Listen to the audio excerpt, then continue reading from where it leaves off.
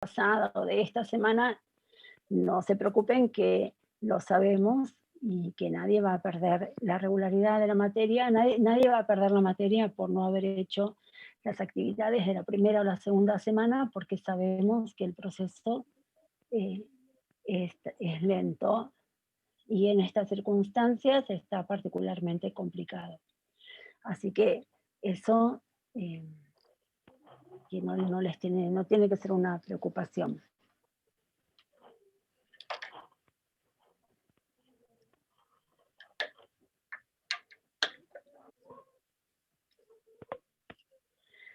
Con respecto al cuestionario del sábado, aprovecho, ya que preguntaron, ustedes habrán visto que hay dos horarios. El cuestionario no está dividido por comisiones, el cuestionario es el mismo para cualquier comisión.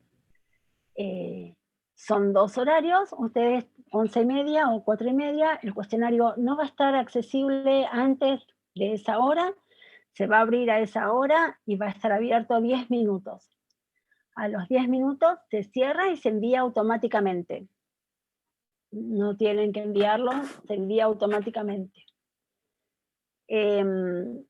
O sea, si lo terminan antes de 10 minutos, está bien, pero si no, a los 10 minutos se cierra solo y se envía solo. Están los dos horarios, tienen que entrar en uno solamente, no pueden entrar en los dos. Digamos, si lo intentan van a poder, pero si lo hacen, se anulan. ¿De acuerdo? Sí, Alan. Hola, profe, ¿qué tal? Buenas tardes. Sí, Alan. Sí. Yo tenía una consulta. Por Sí. ejemplo, las preguntas del foro, en este caso las de diferencia entre ciencias empíricas, no empíricas. Sí. ¿Cuánto tiempo hay para hacer esas preguntas? O sea, ¿cuál es el tiempo límite? Los foros, los temas que se ven en los foros son los que se trabajan en los prácticos. Por lo tanto, el límite es el día del práctico. De todos modos, como muchos preguntaban eso, para que no haya confusiones, si miran en el aula, está disponible el foro 1 de la unidad 2 y ahí tienen una fecha de cierre. Ah, listo.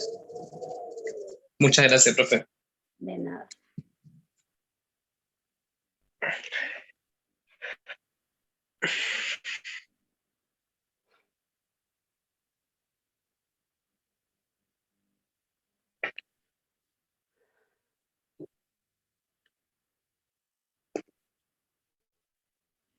Bien.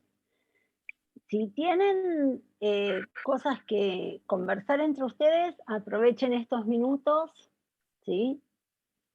A conversarlas en el foro, porque así después no tenemos distracciones con el foro.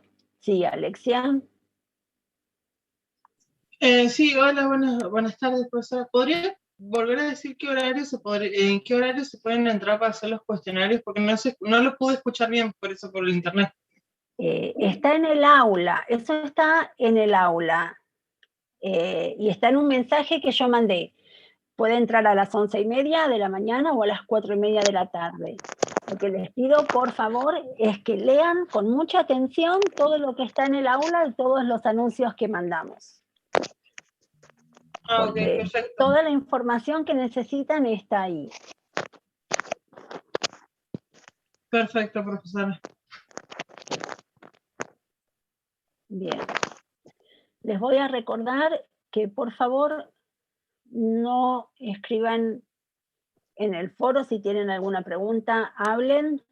Si no tienen micrófono, de todos modos, levanten la mano.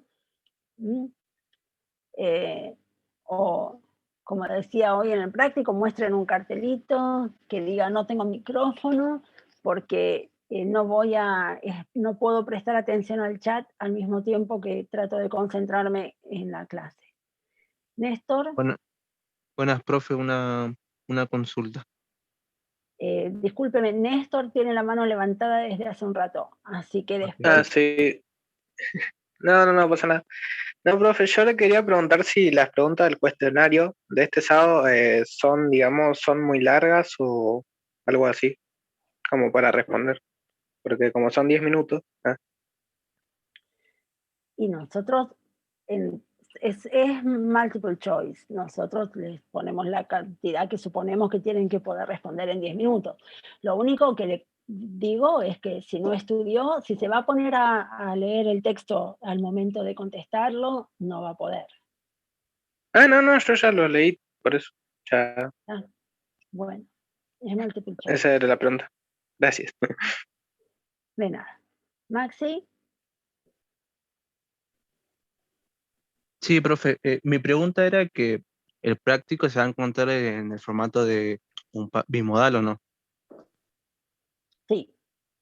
¿Y cómo va a ser la gente que no está ingresada en el bimodal para Y yo, responder este práctico? ¿qué dije hace un rato? No lo escuches porque recién entró. Disculpe. Ah, dije que no importa, sabemos que estas primeras semanas son complicadas y que es posible que algunos no estén en el aula. Ah, ok, profe. Listo. Muchas gracias. Era eso, ¿no? Bueno, ya son casi 10, así que vamos a empezar. La semana pasada habíamos empezado con la unidad 1 y habíamos planteado, bueno, el tema de la introducción de la unidad y habíamos empezado a hablar de las características de la concepción moderna de la ciencia, ¿verdad? Y habíamos llegado, o por lo menos habíamos iniciado, no me acuerdo cuánto habíamos desarrollado, cuánto llegamos a desarrollar, sobre ese aspecto de la racionalización de la naturaleza.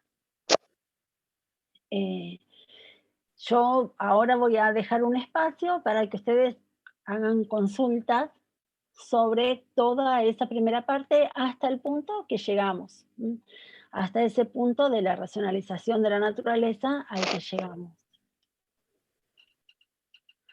¿Alguien tiene alguna pregunta? ¿Algún comentario?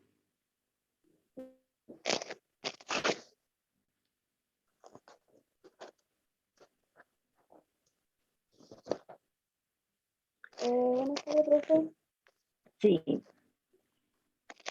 Bueno, yo solo había anotado el nombre de un libro que teníamos que leer, puede ser. No sé si me había dicho la fecha. No era para el 17, creo que había hecho otra fecha. No escucho bien.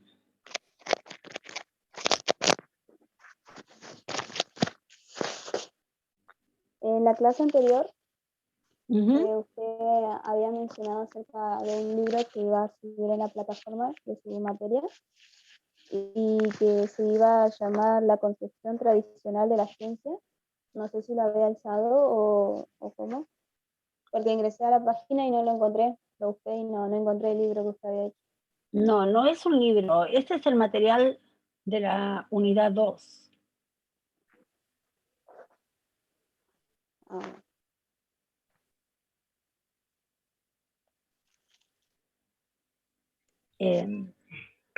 Bueno, pregunta sobre lo que vimos en la clase pasada a partir de la lectura del material de la unidad 1.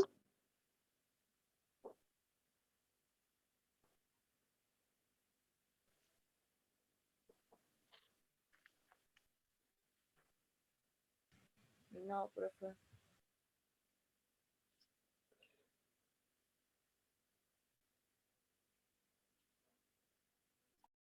Que no haya preguntas no es una buena señal, les digo.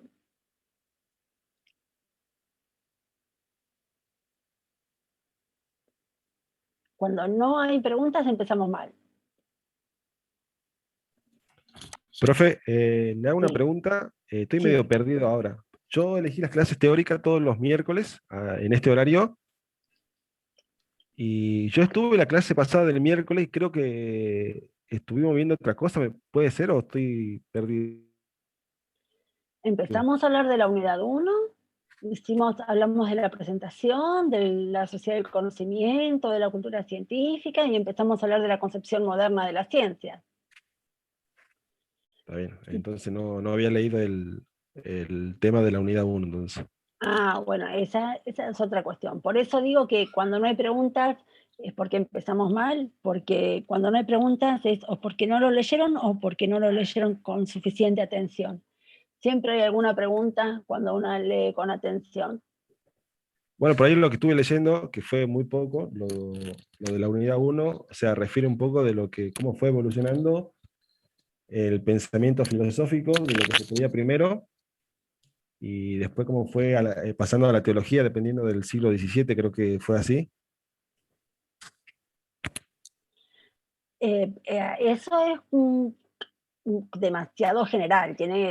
Cuando lo estudie, lo tiene que estudiar un poco en términos más específicos. Pero yo no les estoy pidiendo que me digan lo que leyeron, sino si tienen alguna pregunta.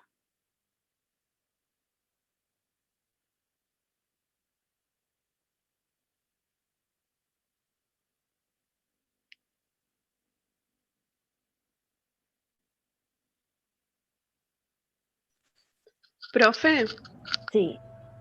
yo no entendí muy bien lo que es o a qué se refiere cuando habla de sociedad del conocimiento. Ujú. ¿Qué es? A ver, leyó esa definición y leyó lo que dice en el texto alrededor de esa definición, ¿verdad? Sí, ¿Y qué es lo que no se entiende? Concentrémonos en esa definición. ¿Qué es lo que no se entiende? porque dice en la página 5, la Ujú. sociedad del conocimiento se considera una sociedad cuyas formas de organización en la economía, la educación y la cultura son diferentes a las desarrolladas en las sociedades industriales y por lo tanto se le considera como su sucesora. Ujú. Eso no lo entendí. ¿Pero qué es lo que no se entiende? O sea, ¿qué ¿Qué- es lo que quiere decir? Lo que quiere decir es que hay formas de organización de las sociedades que tienen que ver con la cultura, la economía, los modos de producción, lo que se prioriza en la producción, eh, y entre otras cosas la forma de circulación de conocimiento y los efectos que tiene la producción de conocimiento, el lugar que ocupa la producción de conocimiento. Y en un tipo de sociedades, ese lugar que ocupa la producción de conocimiento es diferente de otras.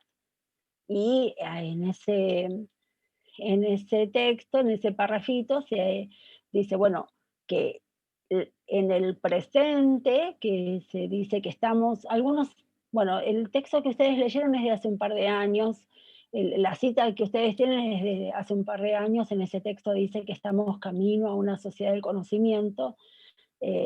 Es un poco difícil ser profeta del presente, digamos, no sabemos muy bien si hemos llegado o no, pero por lo menos ahí dice que estamos camino a una sociedad del conocimiento que tiene en cuanto a su economía, a su funcionamiento económico, a su cultura y al lugar que el conocimiento tiene en la sociedad, no es igual que en la sociedad industrial.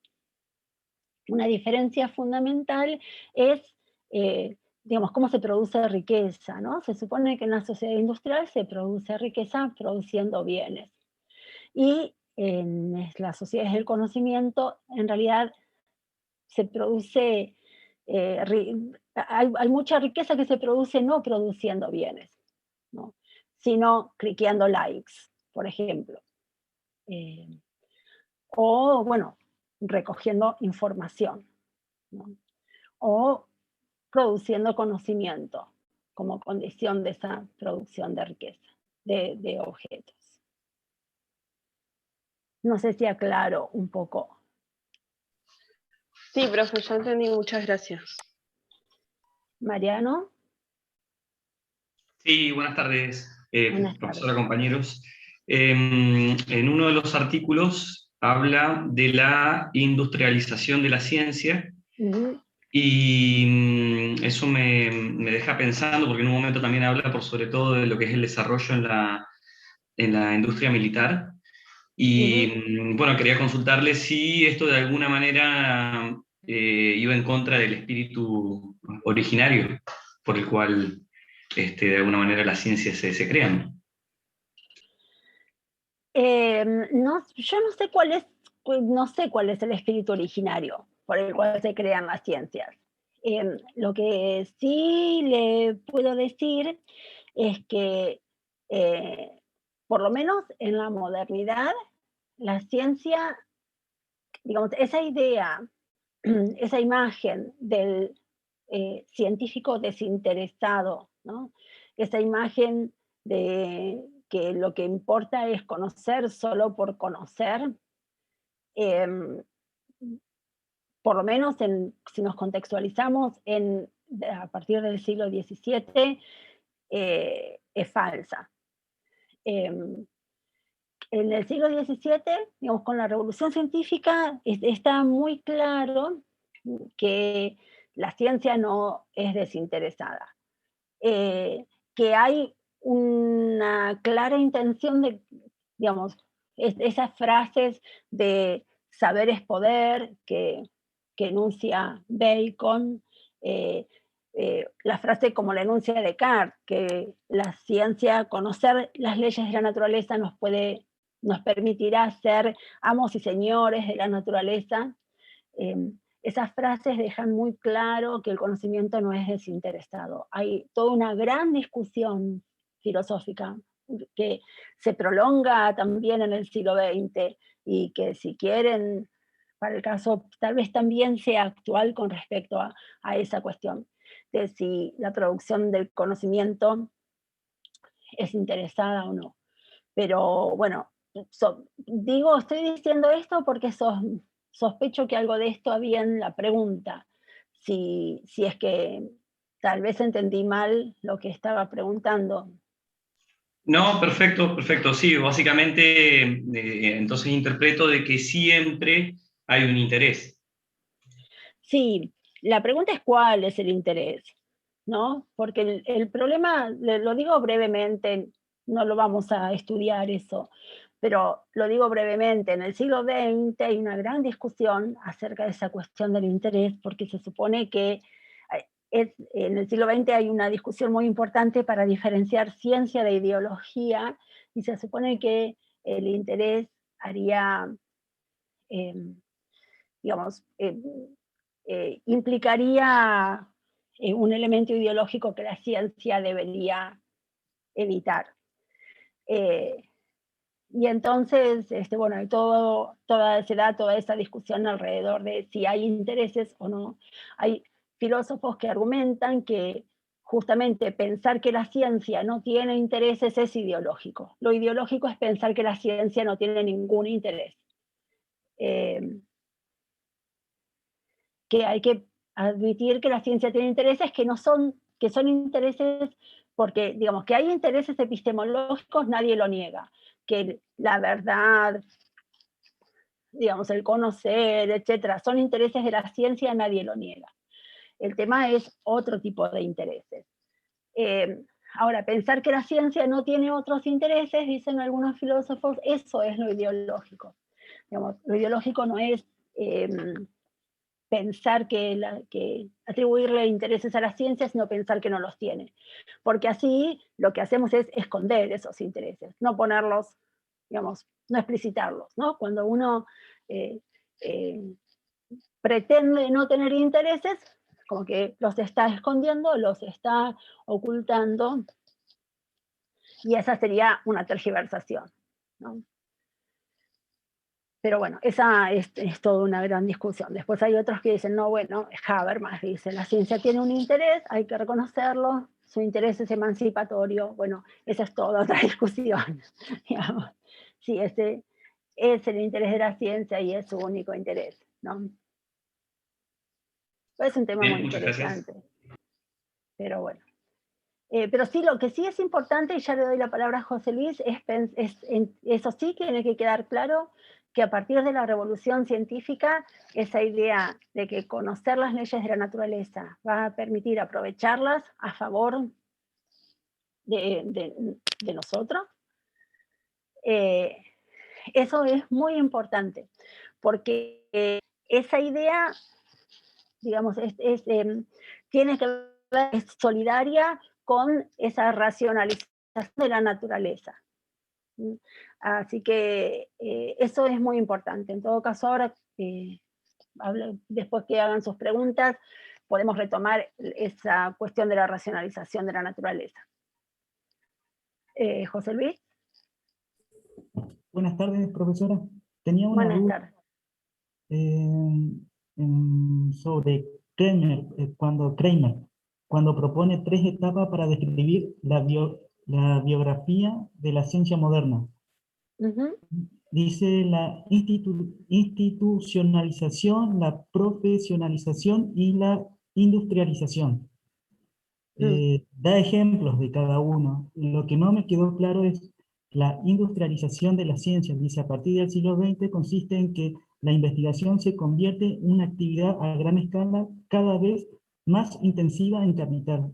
Esa parte no la entiendo. Dice más, la investigación se orienta hacia resultados específicos, de modo que el margen que queda para la investigación libre, es decir, la que solo depende de las decisiones de los propios investigadores, se estrecha cada vez más. ¿Podría darme usted un ejemplo de industrialización?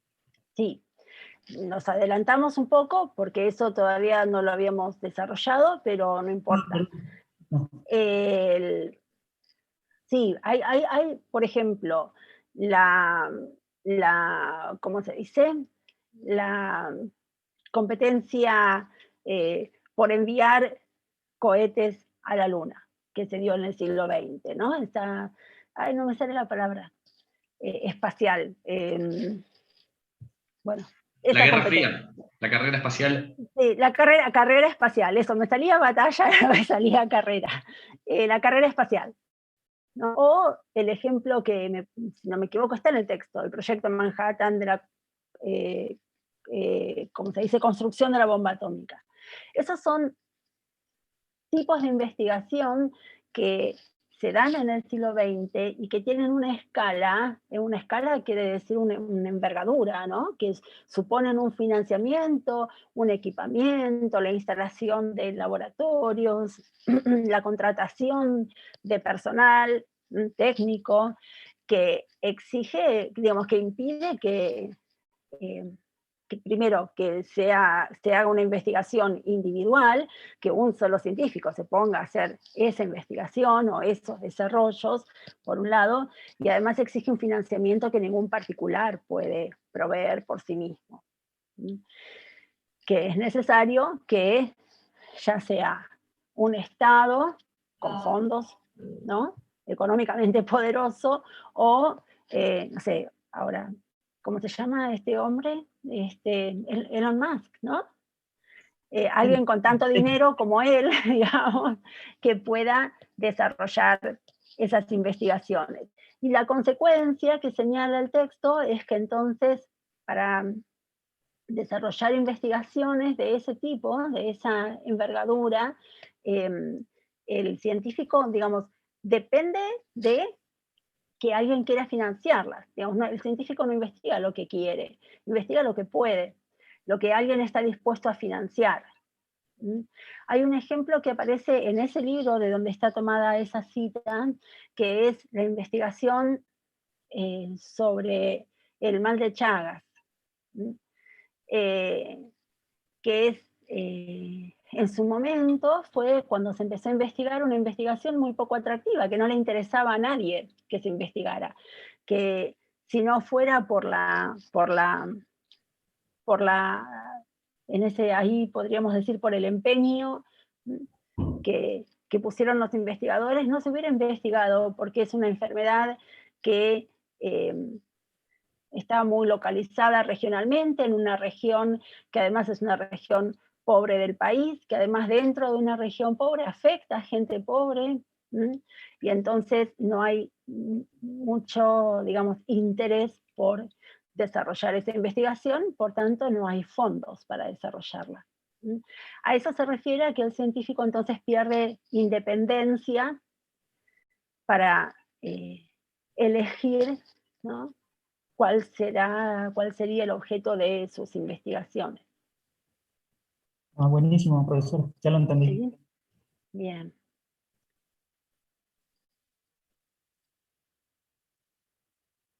Celeste. Hola, profe. Yo tengo una duda cuando estamos hablando de lo que es el conocimiento científico. Nos dan 3 principios: la objetividad, el dialecto y la inteligibilidad. ¿El concepto Sí. sobre eso no me estaría quedando claro? Sí, discúlpeme, estaba buscando, hay una película de hace unos años sobre, si les interesa esto, me acordé de lo del mal de Chagas, que se llama Casas de Fuego, que muestra un poco esa historia de todo lo que costó, ¿sí?, a Chagas y a Massa desarrollar esa investigación. ¿Sí? Si a alguien le interesa. Celeste, usted me está haciendo una pregunta sobre un texto que es del práctico, ¿sí? Que un texto que van a ver en el práctico. O sea que lo de el conocimiento científico no entra en el cuestionario.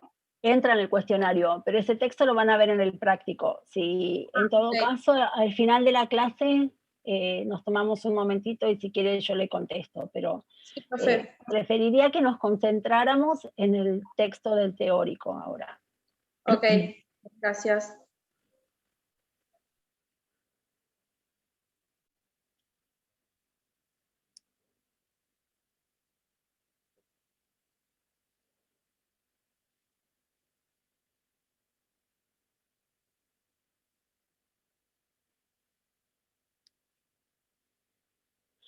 Bien, con respecto ¿Profe? entonces al... Sí, Disculpe, en el cuestionario que va a haber el sábado, ¿qué van a ser los 2 libros que nomás lo que van a tomar?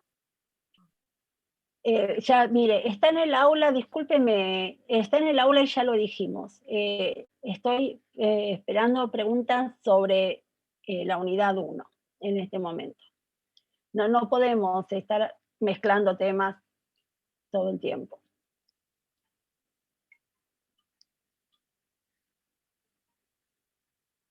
Sobre el rechazo del principio de autoridad, entonces, ¿alguna pregunta?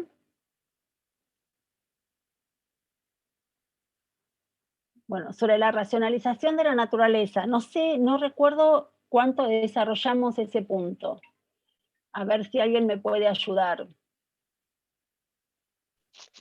Profe, yo me retiré esa vez a mitad de la clase porque tenía otro Zoom, así que creo que esa parte de la explicación me había perdido, porque justamente a esa hora tenía Zoom y tuve que abandonar su materia. No entiendo, hable más alto porque no se escucha. Que en la clase anterior tuve que salirme a mitad de su clase porque tenía otra clase de Zoom, así que me perdí casi la explicación, me perdí. Solamente llegué a la mitad y de ahí me tuve que ir a otra clase porque me estaban llamando. Está bien, pero eso es su decisión, digamos, es su... Claro, sí, porque bueno, ahora yo me quedo hasta las 20, puede ser con usted, y de ahí ya tengo otra materia, así que prácticamente Bueno. estaré acá hasta las 8. Bueno. ¿Y entonces? No, le digo que no, que me perdí la explicación de su clase a la mitad, digamos que me quedé hasta ahí, así que bueno, prácticamente. Bueno, con más razón tiene que leer y hacer preguntas, entonces. Mayra, ¿Me escucha, profe? sí. Le iba a decir que la clase anterior no llegamos a desarrollar ese punto, quedamos en el principio de autoridad. Ah, bueno, entonces arranco por ahí. Mariano.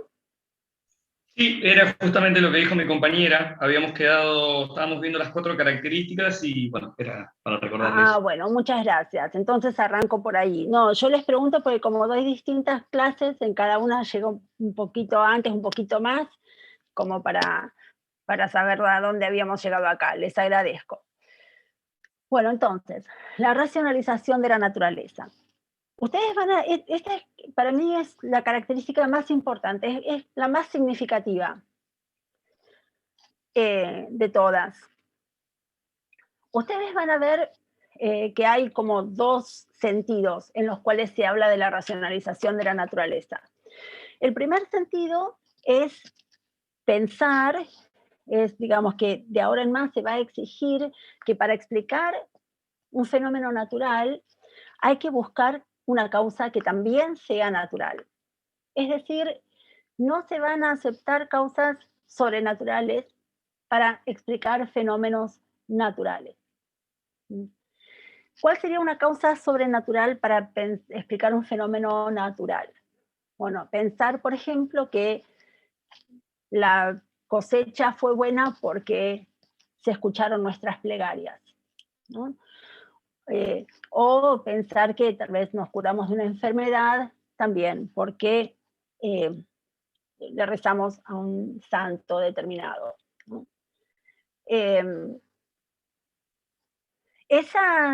O pensar que, no sé, pueden ser dioses o duendes los que hagan ciertas cosas por nosotras o cualquier entidad de ese tipo. O pensar que hay fuerzas ocultas en la naturaleza, hay fuerzas ocultas que producen efectos naturales. A partir del siglo XVII, el supuesto es que todo fenómeno natural tiene una causa natural, y esa causa natural, tarde o temprano, se puede conocer. Es decir, no hay ninguna causa que pueda ser oculta o misteriosa. No hay ninguna fuerza oculta ni misteriosa actuando en la naturaleza.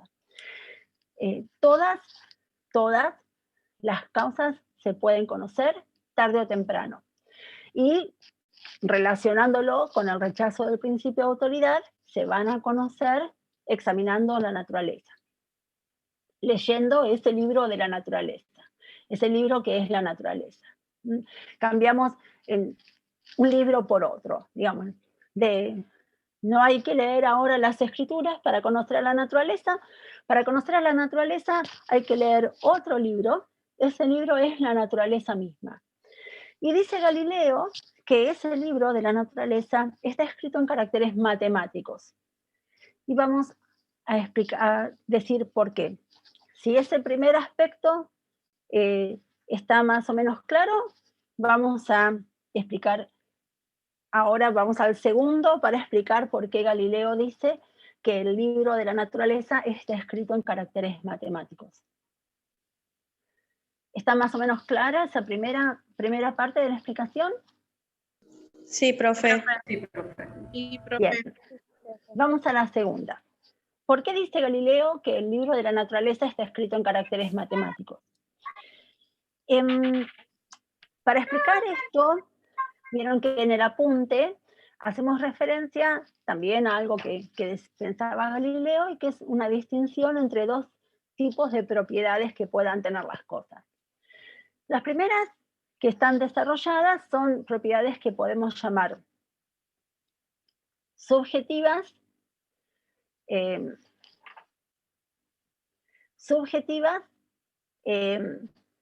secundarias o cualitativas. Es decir, son cualidades. Son cualidades, y el conocimiento de esas cualidades resulta de la interacción de mi cuerpo con los cuerpos exteriores. Por ejemplo, pruebo una barra de chocolate y digo, este chocolate es dulce.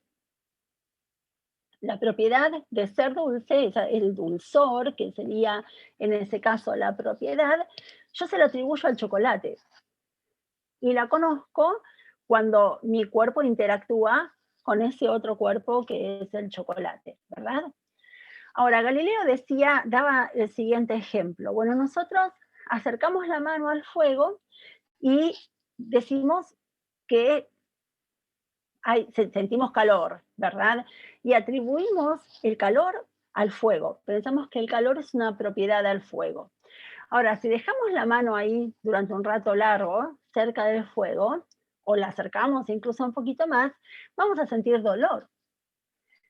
Y que ¿Le atribuimos al fuego la propiedad? ¿El dolor también es una propiedad que le atribuimos al fuego? ¿O es el resultado de esa relación, digamos, entre los dos cuerpos? ¿Mm? Profe, se le escucha cortado y se le...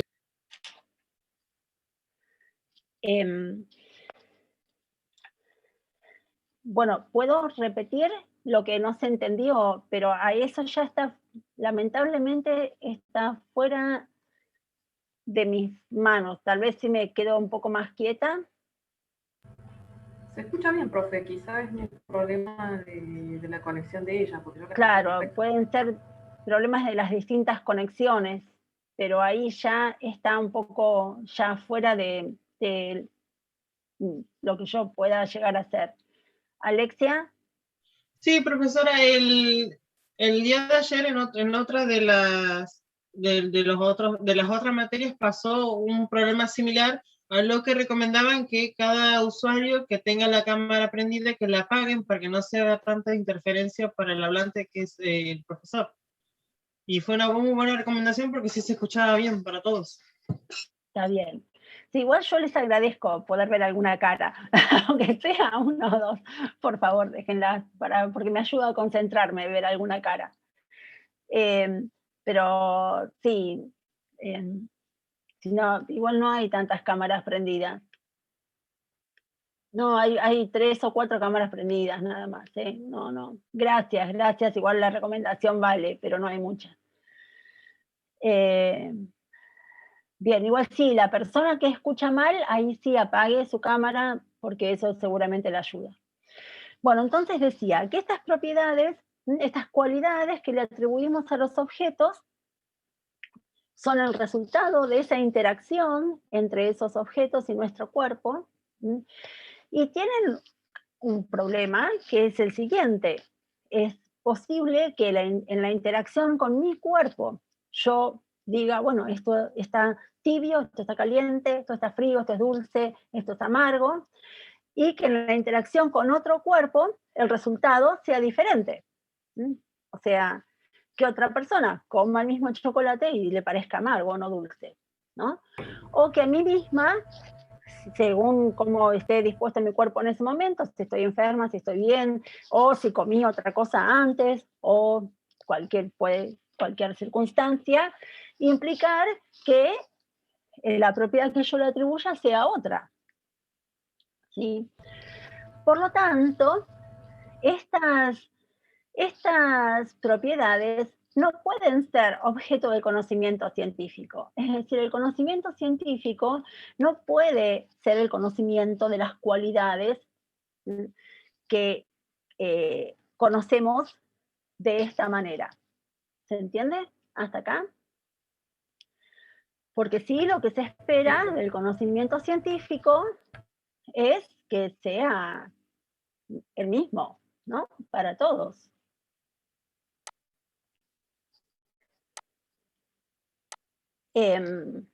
¿Hasta acá estamos? Sí, profe. Bien. ¿Qué tiene que ver? Ya que la compañera había preguntado, tiene que ver con ese principio de objetividad del que habla Wagensberg. Esto que acabo de decir, que necesitamos que aquello que sea objeto del conocimiento científico sea un conocimiento que no sea variable, sino que sea igual para los individuos, más allá de cómo sea la composición de su cuerpo, ¿no? La constitución de su cuerpo. Además de esas propiedades, dice Galileo, hay otras propiedades en las cosas, en los objetos, en la naturaleza. Galileo pensaba en la naturaleza concretamente, que son propiedades que no percibimos con los sentidos directamente, son propiedades que no dependen de esa interacción del cuerpo con los objetos, ¿no? Que podríamos llamar experiencia, digamos, en un sentido lato a esa interacción del cuerpo con los objetos. Esas otras propiedades no se conocen así. Y son esas propiedades que Galileo llama objetivas, o que también se llaman primarias, o que también vamos a llamar cuantitativas. ¿Por qué? Porque esas son propiedades que no se perciben con el cuerpo, con los sentidos, sino que se miden o se calculan. Esas propiedades se miden o se calculan y se pueden expresar en cantidades. Por eso las llamamos cuantitativas, porque son esas propiedades que se miden o se calculan.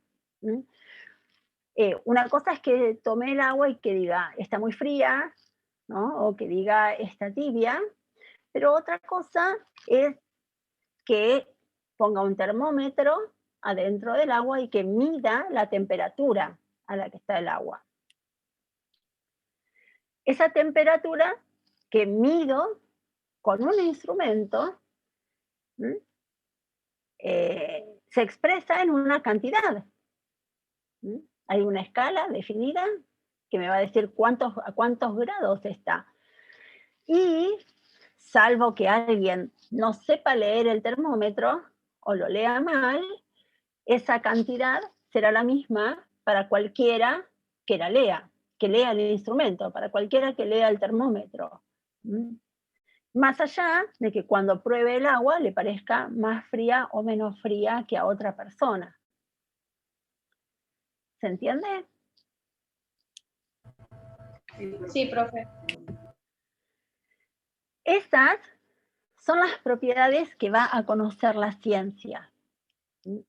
Y por eso, como decíamos, o sea, como esas propiedades son cantidades, son cuantificables, se pueden expresar en cantidades, se pueden expresar en lenguaje matemático. Por eso Galileo decía que la naturaleza era un libro en caracteres matemáticos. Porque esas propiedades que pretende conocer la ciencia son propiedades que se pueden expresar en ese lenguaje. Como el ejemplo que daba mismo en el texto de que decía hablaba de las propiedades objetivas cuando decía que uno agarra una mesa y para medir la superficie de la mesa siempre la fórmula va a ser base por altura. Así le cortemos las patas, la cortemos a la mitad, siempre se va a medir de la misma forma. Es una ley. Bien, sí. Y eso también apunta a otra cosa, digamos, a que si yo quiero averiguar la superficie de una mesa, no necesito tener la mesa delante siempre que tenga el dato de cuánto es la base y cuánto es la altura, digamos, suponiendo que tuviera esa forma, ¿no? Que fuera cuadrado o rectangular. Bueno, rectangular, digamos. Esa es otra característica importante, porque para conocer para adquirir ciertos conocimientos, yo puedo calcularlos sin hacer ninguna experiencia, ¿sí? Por ejemplo, para saber cuántas pelotas de fútbol caben en una habitación determinada, ¿es necesario que yo vaya a buscar pelotas de fútbol y las empiece a poner adentro de la habitación? No, con un cálculo matemático se puede resolver. Bien. Lo único que necesito saber es el volumen del cuarto y el volumen de una pelota. Después, ya está, ¿sí? No necesito hacer esa experiencia, digamos, sino que puedo calcularla, ¿sí? Sin tener los objetos adelante. Esto que estoy diciendo, esto que estamos diciendo, esta concepción de la naturaleza, que toma, digamos, que se focaliza en esos aspectos cuantificables de la naturaleza, no solo es una concepción nueva del conocimiento, sino es una concepción nueva de la naturaleza. Es una concepción muy especial de la naturaleza, y hay filósofos que dicen que en realidad la humanidad ha pagado un precio muy alto por esa concepción de la naturaleza, porque esa concepción, ustedes piensen que esta revolución científica se desarrolla al mismo tiempo bueno, se llevó a cabo la conquista de América, se transformó la economía feudal, se fue transformando, están haciendo un tipo de economía capitalista, están haciendo un tipo de diferente de producción y de relaciones sociales, o sea, tenemos una cantidad de procesos que acompañan a esta nueva concepción de la naturaleza y por lo tanto, y digamos, que son concomitantes con esta nueva concepción de la naturaleza y con una nueva forma de relacionarnos con la naturaleza. Hay filósofos que dicen, bueno, esto, digamos, esta mirada moderna, esta concepción moderna da lugar a que pensemos en la naturaleza como un stock de recursos que podemos aprovechar, que podemos explotar. Esa es una manera determinada de relacionarnos con la naturaleza que se dio asociada a esa concepción del conocimiento, se dio en ese momento y en ese lugar, se dio en la Europa del siglo XVII. Y por supuesto se expandió, ¿no? con la misma expansión del mundo europeo. ¿Y por qué pagamos un precio alto? Bueno, algunos filósofos dicen que esta manera de entender a la naturaleza implica una especie de ruptura entre la humanidad y la naturaleza, una especie de, digamos, expulsión, una ruptura de cierta continuidad, una continuidad que estaba asegurada, por ejemplo, en el mundo medieval, desde el momento en que tanto la naturaleza como los hombres eran parte de la creación, digamos, pertenecían al mismo orden. La diferencia se daba entre el orden del creador y lo creado, ¿no? O una continuidad que por ahí encontramos en otras culturas, a veces de una manera un poco romantizada, pero en otras culturas encontramos otra relación con la naturaleza y otra manera de entender a la naturaleza y seguramente otra manera de entender qué es conocer la naturaleza. La ruptura de esta continuidad es leída por algunos filósofos como una especie de expulsión. Yo cuando hago esta explicación siempre hago referencia a una película que es una película de los años 80, cuyo director es Akira Kurosawa, que es una película hermosa, que recomiendo fervorosamente, que está dividida en capítulos, ¿no? Sueños, se llama Los Sueños, la película, Los Sueños de Kurosawa. En el primer sueño, en el primer capítulo de la película, les cuento un poco cómo es. Hay un nene que está en su casa, afuera, jugando afuera de su casa, y es un día de sol y empieza a llover. Y la mamá pasa corriendo, sacando la ropa de la soga, y le dice, está lloviendo con sol, ni se te ocurra ir al bosque, porque cuando llueve con sol, las zorras hacen su ceremonia de casamiento. Y eso no se puede ver. Bueno, el nene, por supuesto, va al bosque y se esconde atrás de un árbol y espía la ceremonia. Entonces, se ve pasar el cortejo, se ve pasar haciendo su danza y tocando su música, estos seres mitológicos, si quieren llamarlos así. Y bueno, cuando terminan de pasar por delante del árbol donde estaba escondido el nene, se dan vuelta y lo miran, saben que lo vieron, ¿no? Entonces él vuelve corriendo a su casa y la puerta está cerrada. Y golpea la puerta, golpea, y sale la mamá y le dice, ¿fuiste a ver a las zorras? fuiste al bosque, yo te dije que no podías ir al bosque, y vos fuiste, vinieron las zorras, me contaron que los espiaste, así que ahora yo no te puedo dejar entrar. Vos fuiste, las espiaste, yo ahora no te puedo dejar entrar. Y el nene dice, bueno, ¿y qué tengo que hacer? Y la mamá le dice, bueno, tenés que ir a pedir las disculpas. Si te disculpan, por ahí te podés volver a entrar. Y les dice, bueno, pero ¿a dónde las encuentro? Y la mamá le dice, bueno, cuando llueve con sol se forma el arco iris y tenés que ir hasta el final del arco iris porque ahí es donde viven. Y le dice, y de paso, bueno, te doy esto que dejaron para vos, una katana, ¿no? Un cuchillo. Y el nene lo toma el estuche, así, y bueno, y empieza a caminar. Y ahí se termina ese episodio. Yo tengo que decir, la verdad, no sé en qué pensó Kurosawa cuando creó ese episodio, ¿no? Pero a mí me parece una alegoría muy interesante de esto que estaba comentando, que analizan algunos filósofos sobre la modernidad. Esta idea de no hay secretos en la naturaleza, Bacon incluso en un momento decía, hay que arrancarle los secretos a la naturaleza. Es necesario torturarla, la vamos a torturar, no importa, pero los podemos conocer. Está a nuestro alcance conocerlos y como sea los tenemos que conocer porque eso es lo que nos va a permitir utilizar la naturaleza, aprovechar la naturaleza a nuestro beneficio.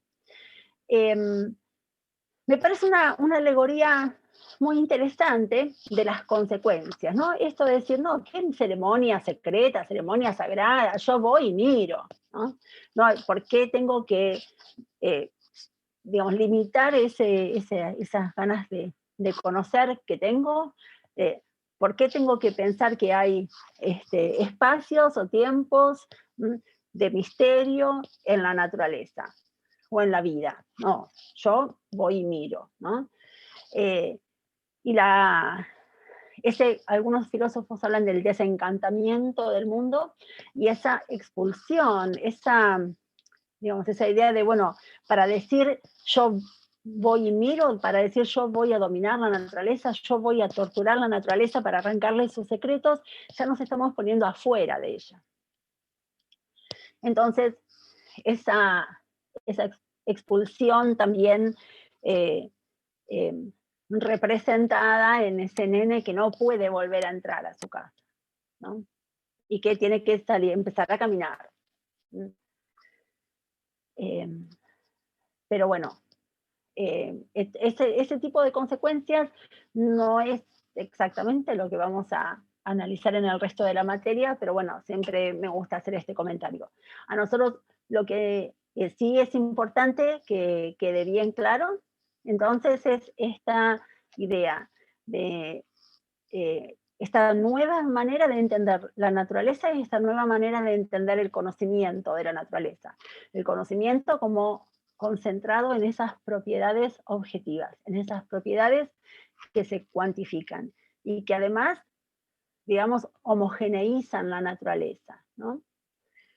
Esa homogeneización de la naturaleza en el sentido que no hay espacios de la naturaleza que sean cualitativamente diferentes.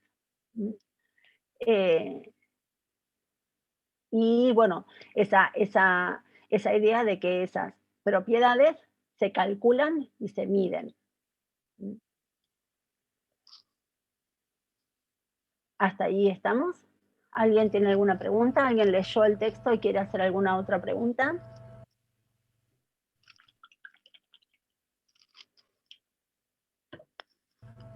No, profe, creo que se entendió perfecto.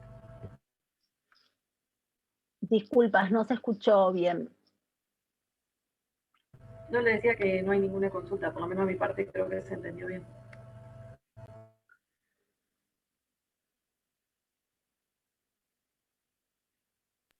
Yo creo que deberíamos ir con el otro texto, con la experiencia y los instrumentos científicos.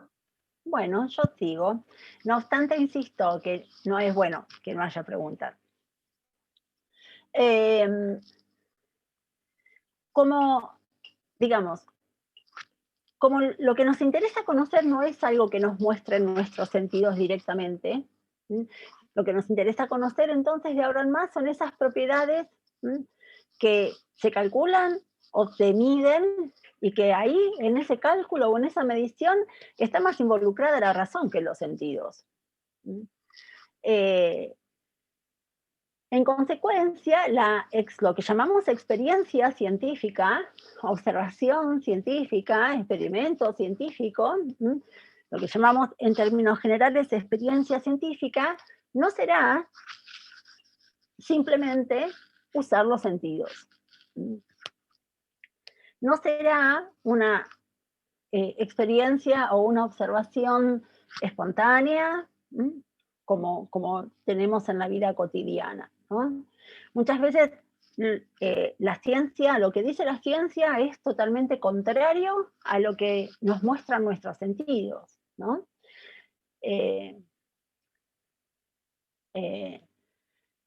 La luna, nuestros sentidos, o el sol, nunca lo muestran mucho más grande que esto, ¿no? Sin embargo, la ciencia dice que es mucho más grande, ¿no? Los sentidos, en este momento, a nadie, no sé, a ustedes, a mí no me dicen que me esté moviendo. Sin embargo, la Tierra se está moviendo a una velocidad bastante considerable en este momento, ¿no? Entonces, la experiencia científica o lo que la ciencia nos va a decir sobre la realidad, basándose en la experiencia, como se dice siempre, puede llegar a ser muy diferente de lo que nos muestran los sentidos. Por eso, la experiencia científica no consiste, repito, en esa utilización espontánea de los sentidos como hacemos en la vida cotidiana, como los usamos en la vida cotidiana.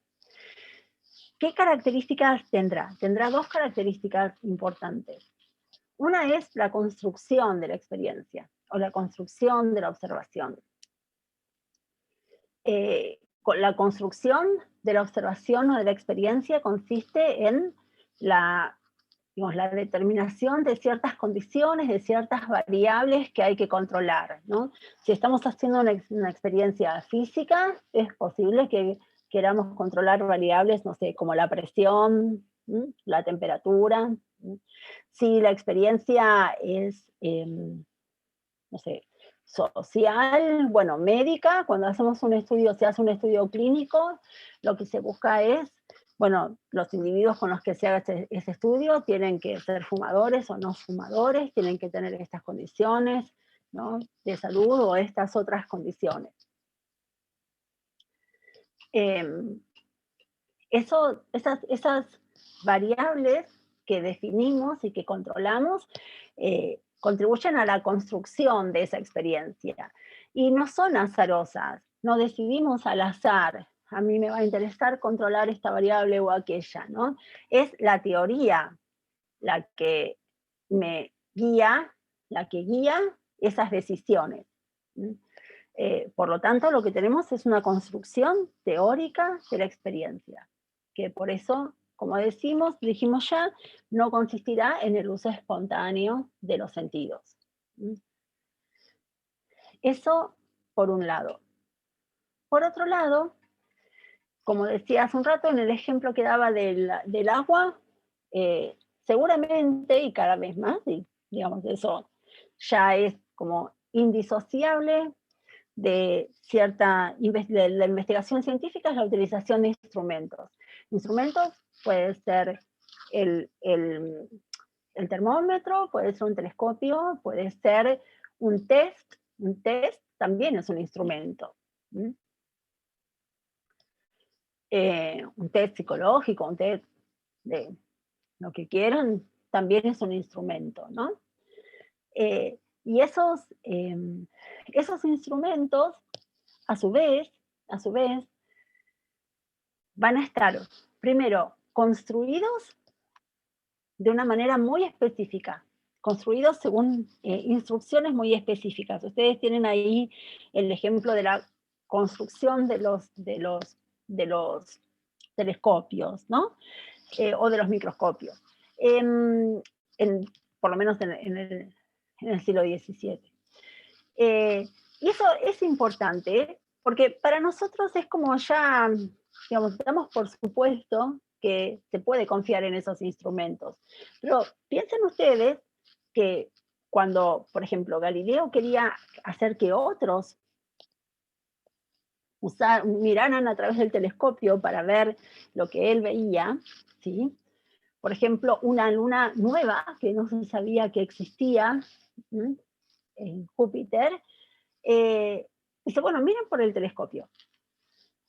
Y el otro le contestaba, mira, ¿cómo sé yo? O supongan irregularidades en la superficie de la luna, ¿no? Bueno, ¿cómo sé yo que esas son irregularidades en la superficie de la luna y no es una deformación que producen las lentes? ¿Cómo sé?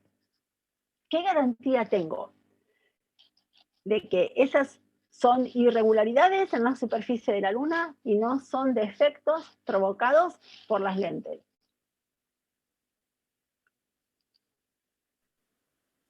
Y es algo que se terminó después de muchos años, ¿no es cierto?, de observaciones y de distintos estudios.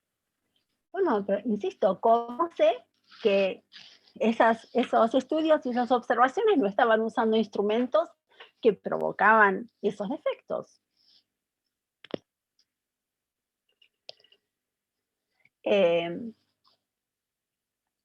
Bueno, lo que yo dije recién, el modo de construcción de esos instrumentos es una de las garantías, y la otra es que puede que todavía no exista, pero existe, sabemos, confiamos, por lo menos que existe una teoría que explica ese funcionamiento, ¿sí? En el caso de ese telescopio que usaba Galileo, hay una ley óptica que explica por qué, digamos, cómo funcionan las lentes, y en consecuencia, por qué podemos confiar en eso que estamos viendo a través de ese telescopio, ¿no?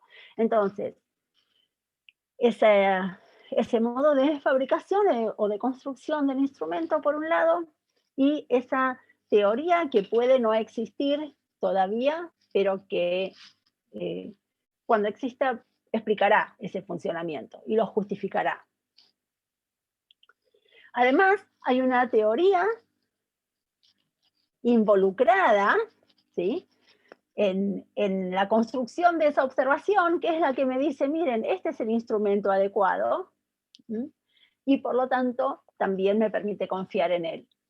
Por ese motivo, si bien es verdad que en principio podemos pensar que los instrumentos son prolongaciones de nuestros sentidos, prolongaciones que, digamos, compensan las limitaciones de nuestros sentidos, en el fondo, como van a ver en el apunte, los instrumentos son extensiones de la teoría, más que de los sentidos. Por esto que estaba diciendo, ¿no? Por esa relación que tienen los instrumentos, que es más una relación con la teoría que con los sentidos. Sobre todo en la actualidad. En la actualidad eso en algunos casos se ve con mucha claridad, ¿no? Muchas imágenes del espacio que podemos encontrar por internet, que circulan por ahí, en realidad se captan, hay radares, antenas que captan ondas electromagnéticas, ¿no?, que las mandan a una computadora, que tiene un software que produce una imagen. Nuestros sentidos no estuvieron involucrados en absoluto en la captación de esa imagen. ¿Se entiende? Sí, se entiende. Por eso cuando usted dice de que cómo nosotros sabemos que cuando mirábamos por el telescopio la luna tenía estos, ¿cómo se dice?, como huequitos, por eso se dice que también que la ciencia con el paso del tiempo tiene que ir ser revisada por otros científicos?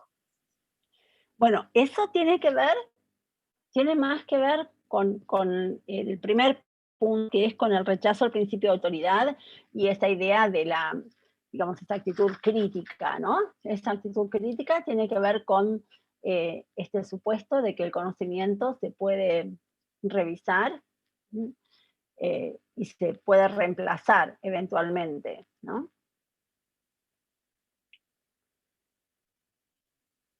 A ver, no sé por qué, a ver, cuénteme, ¿por qué lo relacionó con lo que decíamos del telescopio? Porque usted preguntó cómo nosotros nos aseguramos que en el telescopio nosotros estábamos mirando la luna así y cómo verificábamos que eso era cierto. Entonces, yo creo que con el paso del tiempo se fueron mejorando los telescopios y así se pudo ir mejorando también y verificando que la luna era así. Sí, yo lo que voy a poner entre comillas, si usted me permite, son dos ideas que usó. Una es mejorando y la otra es verificando. Hay una idea de progreso que es propia del siglo XVIII, y que, digamos, que es parte, ¿no?, de este proceso que se inicia en el siglo XVII y que es propia del siglo XVIII, que filosóficamente por lo menos está en discusión desde hace un tiempo largo. Y cuando hablemos del progreso científico, sobre todo en la unidad 3, vamos a tocar más profundamente esta cuestión del progreso. Ahí vamos a discutir un poco más en profundidad, ¿sí? Por eso por ahora simplemente la voy a poner entre comillas. Y la otra es la de verificando. No sé cómo entienda usted verificar, pero si es acercándonos cada vez más a la verdad sobre cómo son las cosas, eso también lo voy a poner entre comillas, eso también lo vamos a ver más en profundidad en la unidad 3. ¿Sí? Ahora, lo que sí, digamos, lo que se puede llamar el sentido común de nuestra época, sí, es eso que usted dice, absolutamente, ¿sí? Que los instrumentos se fueron mejorando, lo que implica un progreso en el conocimiento, en el sentido de que el conocimiento fuera, digamos, cada vez más, se acercara más a la verdad, ¿no? Eso sí. Bueno, profe, sí, entendí. Gracias. Muy bien, gracias a usted.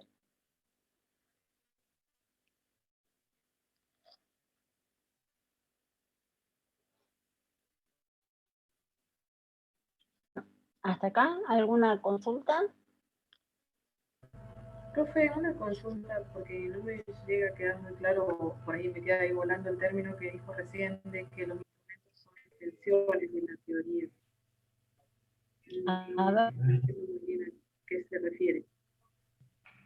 No se escuchan bien. O le pido por favor o que lo repita o que me lo escriba, por favor. Bien, ¿me escucha ahí? A ver ahí.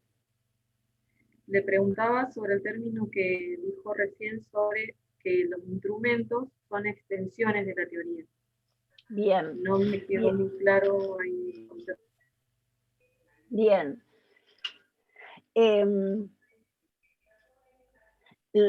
A lo que apuntaba es a esto. Uno tendería a pensar que los instrumentos sirven para ayudar a los sentidos, auxiliar a los sentidos, ¿no? ¿En qué sentido? Un microscopio hace más grande lo que es muy chico, ¿no? o como decíamos, bueno, el telescopio acerca lo que está muy lejos, ¿no? Pareciera que el instrumento ahí es un auxilio del sentido. Sin embargo, el instrumento tiene mucho más que ver con la teoría que con el sentido, ¿no? Cuando uso un termómetro para medir la temperatura del agua, estoy haciendo algo que el sentido directamente no puede hacer. Estoy midiendo la temperatura. El los sentidos por sí mismos no pueden establecer con precisión esa medida. Y además considerar que necesita una medida es una cuestión asociada a, bueno, a esa racionalización de la naturaleza, ¿no? De la que hablábamos antes. Y está asociada, primero, fíjense cuando yo digo medir, ¿no? La temperatura y un termómetro. Bueno, si es un termómetro de mercurio, tengo que tener ya alguna concepción teórica sobre por qué me sirve el mercurio para medir, para que me dé esa medida, ¿no? Segundo, tengo que haber incluido entonces ese instrumento en función de esa teoría. Tercero, necesito una escala, ¿sí? Grado Celsius, grado Fahrenheit, eso también tiene que estar teóricamente establecido, ¿sí?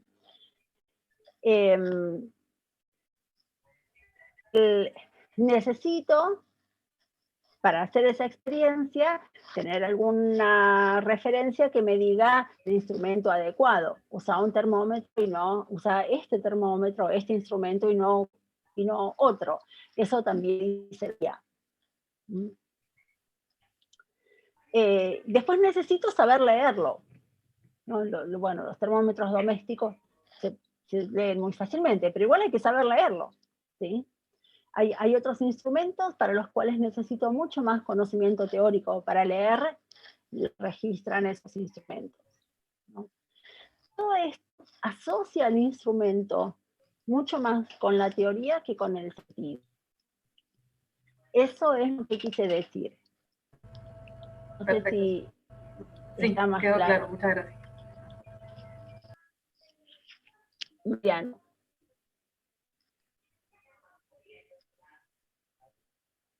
Mariano.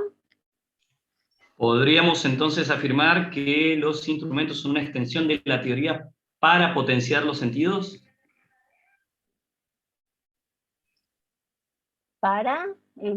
Se cortó. Para y se cortó. Sí, para potenciar los sentidos.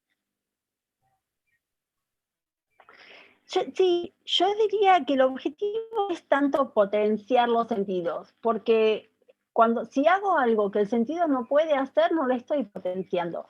Ya lo que me parece mejor es cambiar esa experiencia, que ya no pensar en la experiencia como el uso de los sentidos. Esa me puede venir bien cuando conocer esas propiedades secundarias, esas cualidades, ¿no? Esas propiedades cualitativas. Creo que sobre todo con la ciencia más nueva, la más contemporánea, ya no se trata de potenciar los sentidos, se trata de hacer algo que los sentidos no hacen, que es calcular, medir,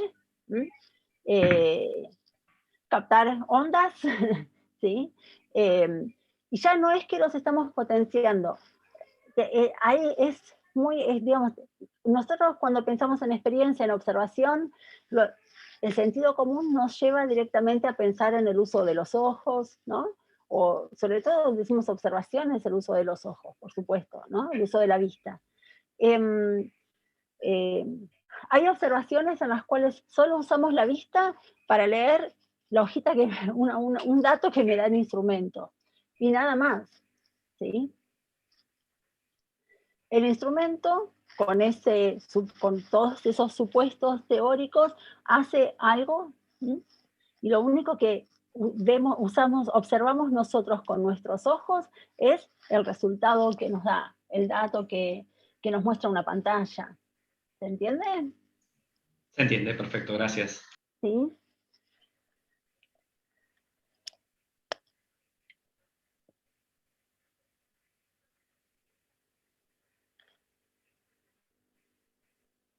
Bien. Profe, Sí. entonces, capaz que sí, capaz que no. Esto lo podríamos relacionar un poco con lo que son las ciencias empíricas y las no empíricas. Como que las empíricas se basan en lo que son las experiencias, observaciones, exámenes, pruebas, Sí. y las no empíricas no. que son las Sí, formales.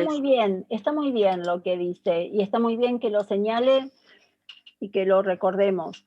En realidad, lamentablemente, les pido disculpas a quienes estudien matemáticas, por ejemplo, vamos a hablar todo el tiempo de ciencias empíricas, ¿sí? Muchas de las cosas, digamos, esto que estoy diciendo de la concepción moderna de la ciencia, remite a las ciencias empíricas, y las teorías epistemológicas que vamos a ver, sobre todo en la unidad 2 y 3, se refieren a las ciencias empíricas. Sí.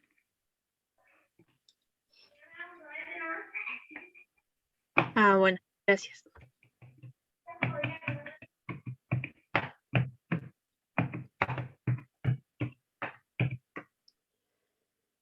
¿Alguien más? Yo, profe. Sí. Quería saber cuánto tiempo duraría esta clase virtual. Y ahora lo tienen que preguntar.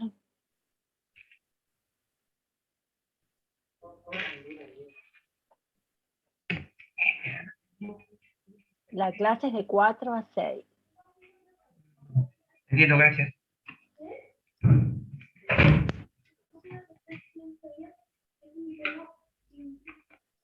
La última característica que tenemos de la concepción moderna de las ciencias es algo sobre lo que ya han hecho una pregunta, que es eso que empieza con la institucionalización y que Kramer señala que él prolonga, ¿no?, con esa con lo que él llama la profesionalización y la industrialización de la ciencia. En el siglo XVII empiezan a aparecer lo que llamamos academias de ciencias o sociedades de ciencias en distintos países, y digamos, la ciencia empieza a ser claramente una actividad colectiva, una actividad que se hace en comunidades, y una actividad que empieza a requerir la legitimación de esas comunidades. Digamos, una persona no había, con la profesionalización sí lo que vamos a tener es instituciones que de alguna manera nos dan títulos de científicos, digamos, ¿no? Pero, y además, el ser científico se va a convertir en una profesión, en un trabajo. Pero eso primero tiene una etapa previa, que es este proceso de institucionalización, y que tiene que ver fundamentalmente con la necesidad de que la investigación sea colectiva, y lo que decíamos antes, también la necesidad de financiamiento. Hay un ejemplo muy interesante en el siglo XVIII, una polémica con respecto a la forma de la Tierra. Los franceses, que suponían la física cartesiana, la física de Descartes, ellos hacían sus cálculos y el resultado era que la forma de la Tierra era como alargada en los polos, como un limón. Y los ingleses, apoyándose o partiendo de la física de Newton, hacían sus cálculos y sacaban la conclusión de que la Tierra tenía una forma achatada en los polos, como si fuera una mandarina. Y para poder hacer alguna, entre comillas, observación, era necesario tener ciertos instrumentos y llevar esos instrumentos. Una expedición fue hacia el polo y otra expedición iba al Ecuador. Los franceses iban al Ecuador, nosotros al polo. Competencia. En esa competencia que además, el ejemplo es muy interesante porque además, digamos, determinar la forma de la Tierra era una cuestión de honor patriótico, si se quiere, ¿no? Y para hacer estas expediciones se necesitaba dinero. Dinero que ninguno de los científicos por sí mismo podía aportar y que fueron a pedir ¿a quién? A los estados, a los reyes. A los reyes, claro. Claro.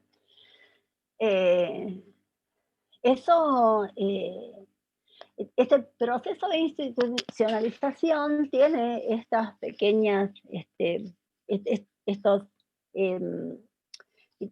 esta, digamos, en esta que yo conté casi como una anécdota, que en realidad es la historia, un capítulo de la historia de las ciencias, que adentro también tiene otras anécdotas bastante jugosas de por qué fracasó una expedición o la otra y la otra no, etc.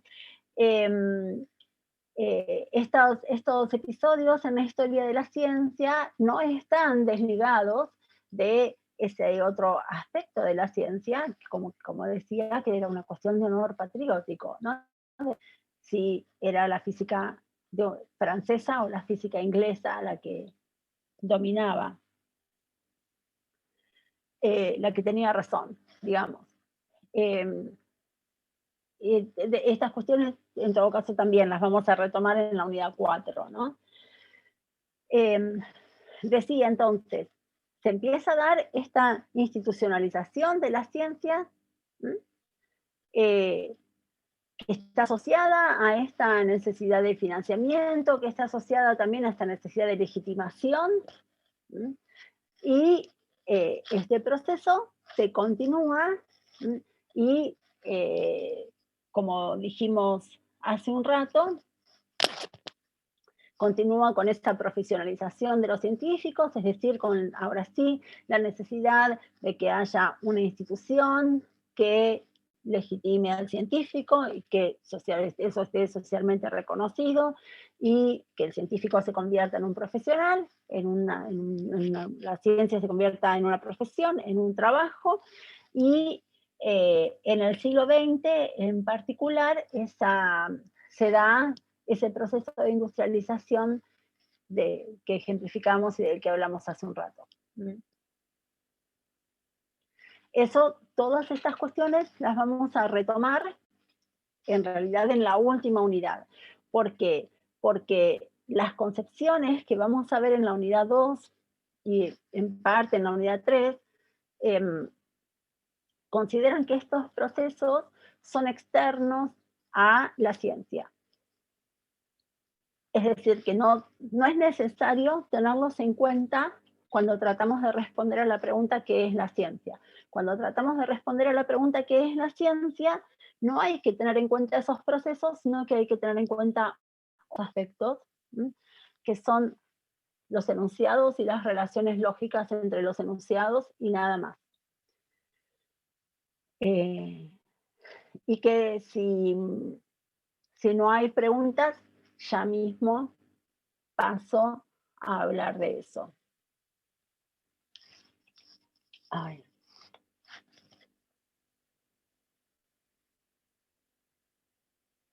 Profe, ahí cuando se refiere a lo de ciencia, bueno, en el texto de Wagensberg creo que es, él habla sobre método y metodología.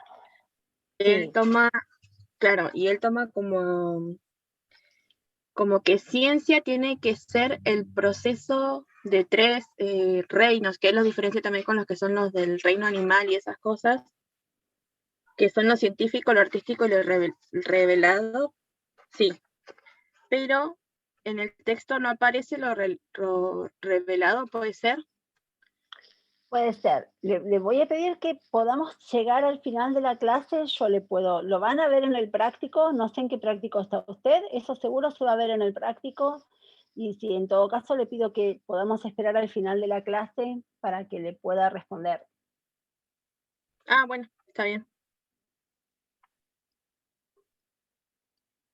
Sobre esto, ¿hay alguna, lo que acabamos de decir? Bueno, voy a empezar con la unidad 2. disculpas, pero de tener los auriculares puestos todo el día, hasta las patillas de los anteojos me empiezan a hacer doler. Voy a compartir una presentación. Mientras buscando, acá está lo que estaba buscando de la película. Wikipedia para eso está. Bien, acá está la presentación.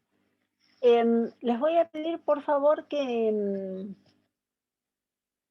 ahora casi no los veo muy pocas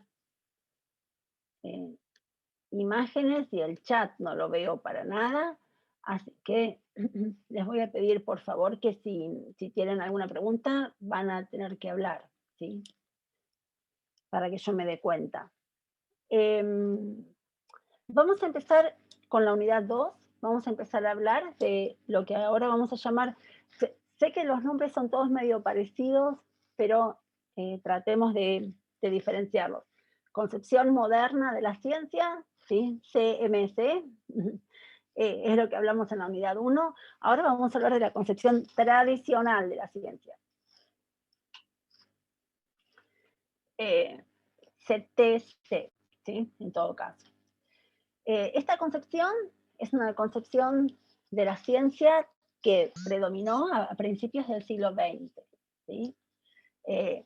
Yo digo que predominó a principios del siglo XX, pero en realidad a medida que la vayamos estudiando, van a ver que hay muchos aspectos de esta concepción que nosotros compartimos. Como decía, muchas veces, como hacía recién, nos vamos a referir, podemos llamar el sentido común de nuestra época, o los prejuicios de nuestra época, y en muchos sentidos compartimos lo que dice la concepción tradicional. En términos académicos, en términos de la discusión académica, de la discusión filosófica sobre la ciencia, esta concepción ya es un poco vieja, digamos, ¿sí? Pero en Profe, términos pregunta. de... Sí. Ya está compartiendo la pantalla porque se ve todo blanco. Sí, ahora va a aparecer, pero en términos de lo que decía entonces, me perdí. En términos de la discusión académica, filosófica, son cuestiones que han sido muy discutidas, muy criticadas, que se han transformado mucho. En términos de lo que es un poco el sentido común, los prejuicios que comúnmente tenemos sobre la ciencia, está muy arraigada. A medida que avancemos en esta unidad 2, vamos a ver que hay dos corrientes distintas dentro de esta concepción, el empirismo lógico o el racionalismo crítico, pero esto que estamos diciendo ahora es algo común a ambos, es algo que comparten ambas corrientes, por eso lo vamos a plantear ahora sin distinción, ¿sí? Antes de empezar a hablar de esta corriente, yo les propongo, a ver cómo resulta hoy, a ver si me sale bien ahora en este teórico, si no genera tantas discusiones, esta distinción. Para esta concepción es muy importante distinguir entre estos tres niveles que aparecen en ese cuadrito. Es muy importante distinguir entre el pensamiento, que podemos entender por pensamiento los procesos mentales, los procesos psicológicos, qué pasa en el cerebro, qué pasa en la mente, cuando pensamos, cuando entendemos. Eso es muy importante diferenciarlo de lo que plasma el lenguaje, ¿sí? Una cosa es lo que pensamos, otra cosa es esa oración que queda escrita o dicha como lenguaje.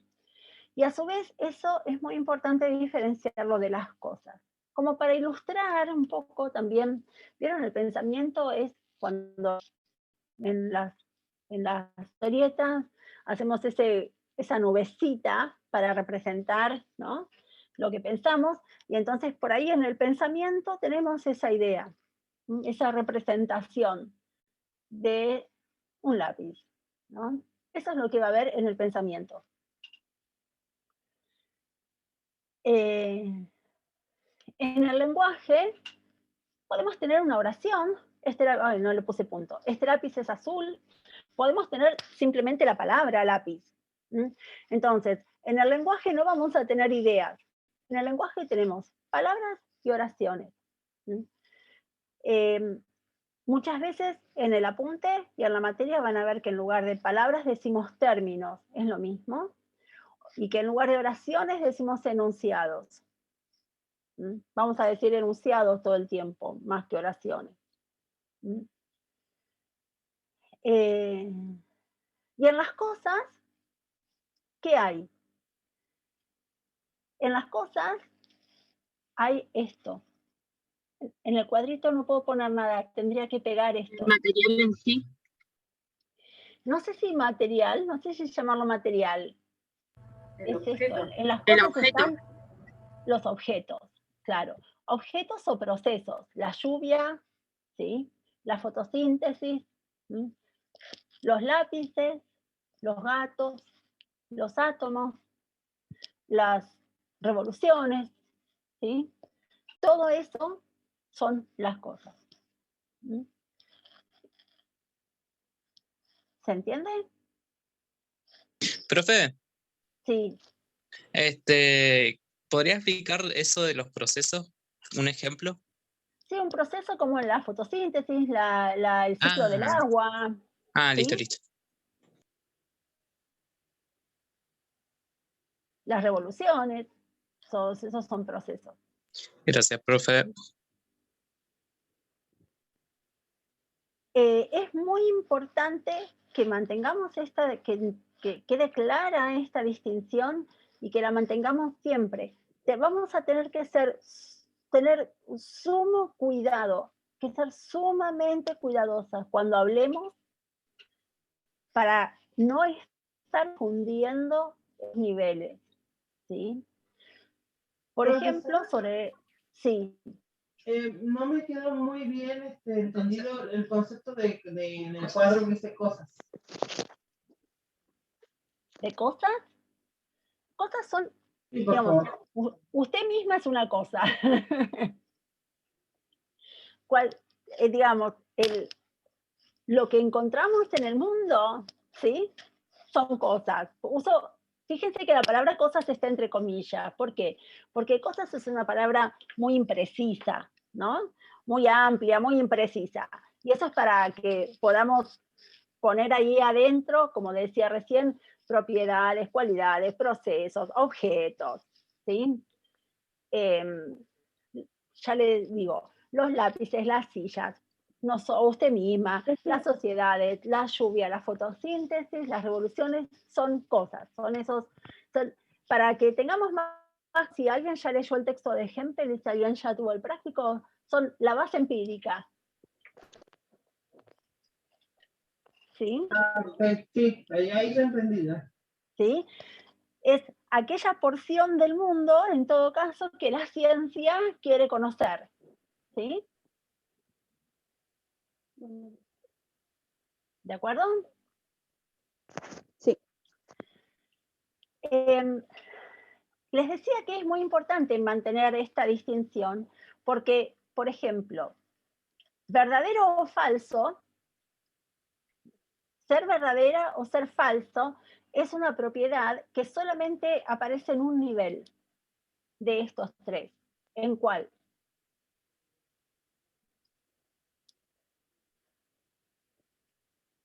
¿En pensamiento? No. En el lenguaje. ¿Repite la pregunta, profe? Sí. En ¿En cuál cosas. de estos tres niveles, ¿en cuál de estos tres niveles vamos a aplicar la posibilidad, la propiedad de ser verdadero o falso? El lenguaje. Lenguaje. Bien. Y en el lenguaje no a las palabras sueltas, sino a los enunciados. Bien. La propiedad de ser observable o no observable, ¿a qué nivel la vamos a aplicar? Pensamiento. De las cosas. A las cosas. Profe, ¿podría repetir eso último que dijo? No lo escuché. Sí, la propiedad de ser observable o no observable. Ah, Sí. listo. Es a las cosas. A las cosas, ¿sí? No a los enunciados y no a los pensamientos, ¿sí? Esto es muy importante, porque además para la concepción tradicional de las ciencias, la ciencia solamente está en el nivel del lenguaje. Si le preguntáramos a algún epistemólogo, lo buscamos, uno de ellos del que vamos a hablar mucho se llama Popper, otro, bueno, Hempel pertenece a esta concepción de la ciencia. Si lo encontramos a Hempel, lo encontramos a Popper, lo encontramos a Carnap, a cualquiera de ellos, y le preguntamos qué es la ciencia, la respuesta que nos darían es que la ciencia es un sistema de enunciados. Si le preguntamos qué es una teoría, nos contestarían que una teoría es una estructura de enunciados lógicamente ordenada. Es decir, la ciencia es lenguaje, no es lo que piensan los científicos, no es lo que descubre nadie, no es lo que descubren los científicos, no es lo que piensan. No. A ver, ¿podemos apagar los micrófonos? La ciencia no es los descubrimientos, la ciencia no es las ideas de los científicos, ¿sí? La ciencia es teorías, y las teorías son estructuras de enunciados lógicamente ordenadas. Sistemas de enunciados lógicamente ordenados. O sea que la ciencia es teoría y la teoría es lenguaje. Sí, exactamente. Acá están ahí.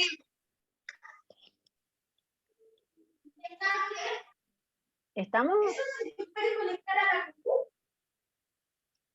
¿Están? Esto tiene que ver con tabla de verdad, ¿no? ¿O nada? Bueno, sí, de alguna manera. La lógica va a ser fundamental para esta concepción de la ciencia. Nadie puede ser epistemólogo si no sabe lógica para esta concepción, ¿no? Pero por eso también es muy importante que tengamos presente qué tipos de enunciados hay en una teoría. Que justamente sobre esto es el foro nuevo. ¿Qué clases de enunciados, qué tipo de enunciado hay en una teoría? Y vamos a hablar de enunciados teóricos o enunciados empíricos. Los enunciados empíricos se definen porque contienen únicamente términos empíricos. Si yo digo, la oración que teníamos antes, el enunciado que teníamos antes, este lápiz es azul, ¿sí? Ese enunciado contiene dos términos. Uno es lápiz y el otro es azul. No se clasifica. Y esos términos son empíricos. ¿Por qué? ¿Qué? Porque los objetos a los que se refieren... A ver, por favor, ¿pueden apagar el micrófono? Hay alguien que tiene el micrófono encendido y estamos escuchando mucho ruido de fondo, por favor.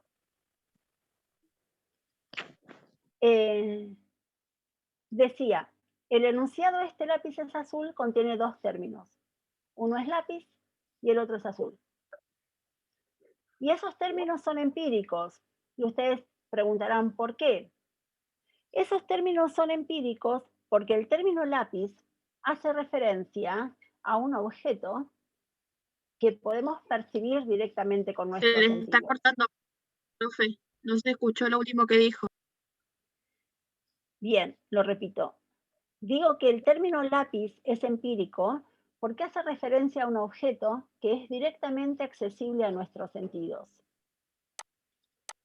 Y el término azul hace referencia a una propiedad que es directamente accesible a nuestros sentidos. Por eso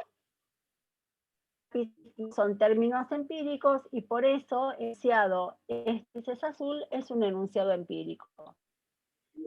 parece un poco un trabalenguas, porque acuérdense que siempre tenemos que hacer esa diferenciación. Los enunciados, los términos, las cosas, ¿sí? Sí, Arena. Sí, profe, quería consultar.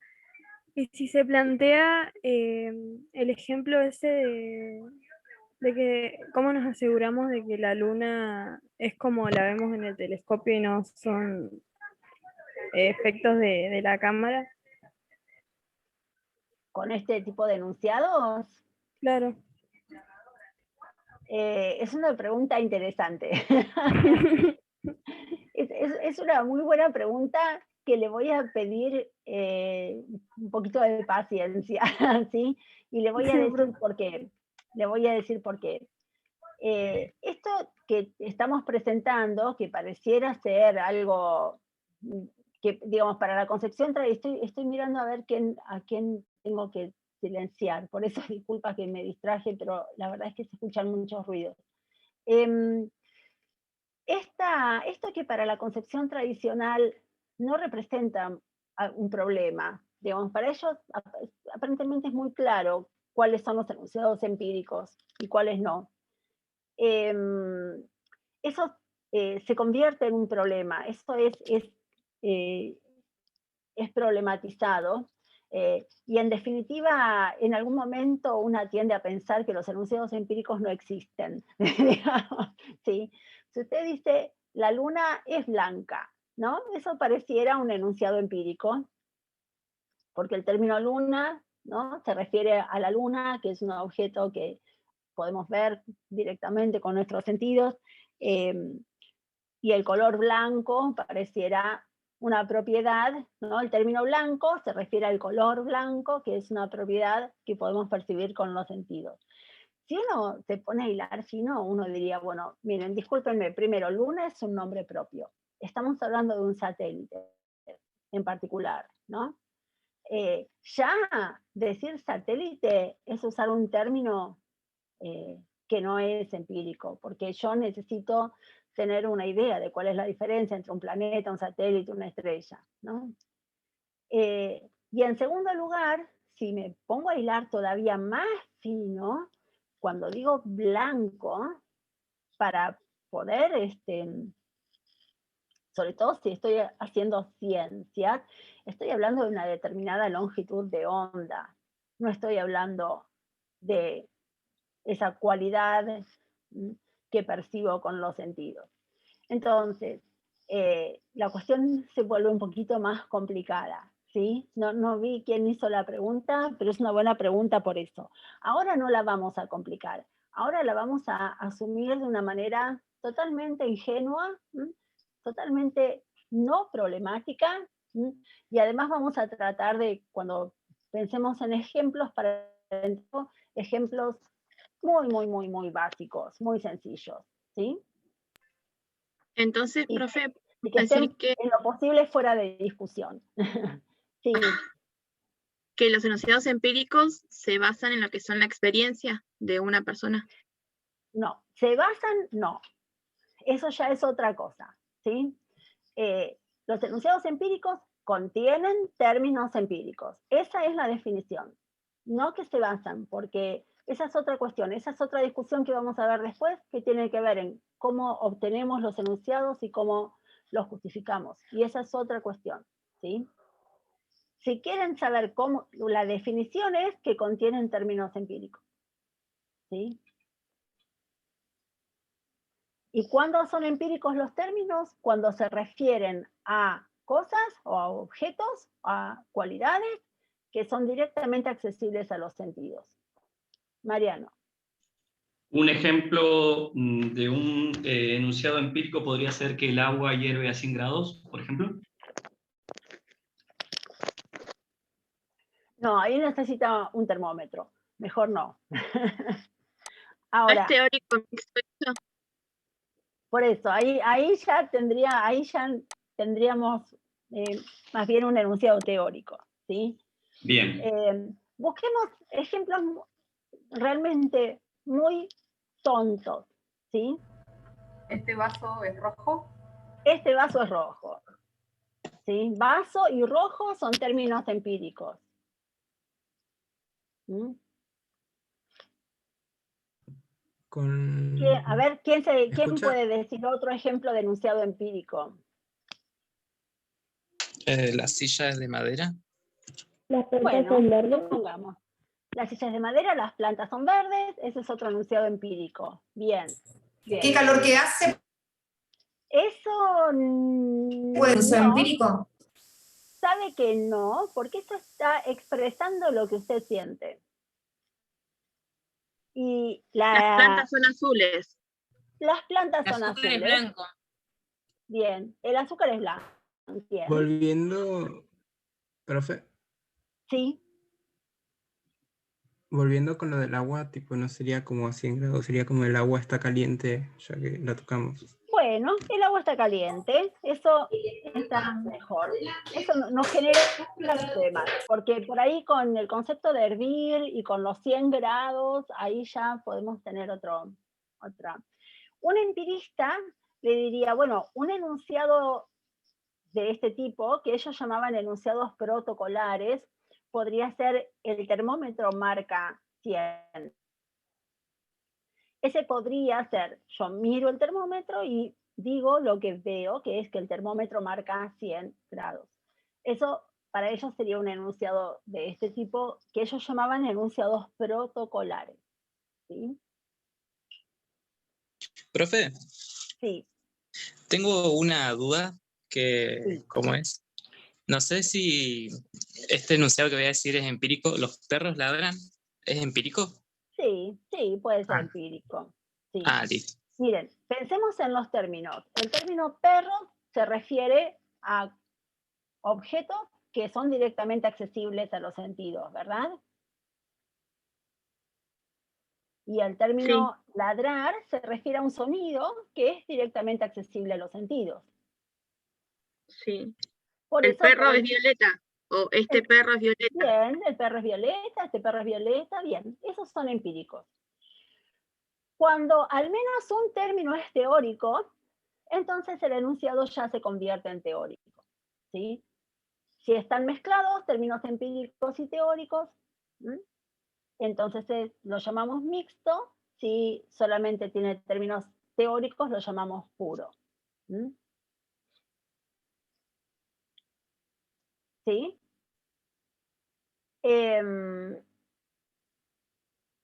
¿A qué hace referencia teórico, profe? Los términos son teóricos cuando, estos cuadritos están todos en el apunte, ¿eh? Los términos son teóricos cuando o bien son definidos por una teoría,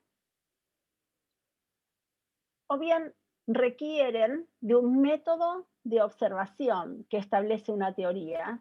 Las dos cosas, pueden suceder las dos cosas. Si pensamos en el término cromosoma, para saber qué es un cromosoma necesitamos conocer la teoría, y además para observar un cromosoma necesitamos un método establecido por la teoría.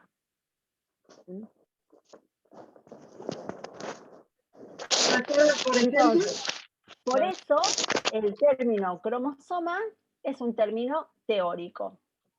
Y cualquier enunciado que contenga ese término será teórico. ¿Sí? Algo parecido pasa con satélite, que, como decía recién, tenemos que diferenciar que es un satélite de un planeta, etcétera, etcétera. ¿Sí?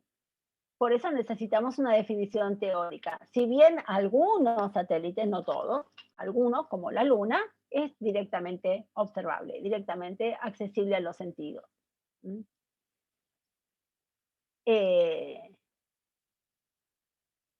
Y después tenemos acá en el cuadrito el término mesa, que ya es la hora. Hola Andrés, ya es la hora acá. El término mesa que es directamente observable o directamente accesible a los sentidos, y no tenemos ningún término empírico, como ven acá, que no sea observable directamente. ¿Sí? Profe. Sí. ¿Podría explicar eso de definidos por la teoría? No lo entendí. Sí, hay términos que, por ejemplo, incluso si hay términos que, cuyo significado no es un significado que surja del lenguaje natural, del uso de la lengua cotidiana, digamos, ¿no? Cuando decimos mesa, el significado de mesa sí surge de la vida cotidiana, ¿no? Pero no el significado de cromosoma, ¿sí? Incluso hay términos que en el contexto de la vida cotidiana tienen un significado y en el contexto de alguna ciencia tienen otro significado mucho más específico o evidente, como cuando hablamos de cuerpo, por ejemplo, el término cuerpo. Cuando yo digo me duele todo el cuerpo, ahí nos alcanza con el sentido que tiene en la vida cotidiana. Ahora, cuando hablamos de el movimiento de los cuerpos en física, ahí necesitamos otra definición que es la que nos da la teoría. Ahí ese término está funcionando como teórico. ¿Sí? Ah, listo, profe. Gracias.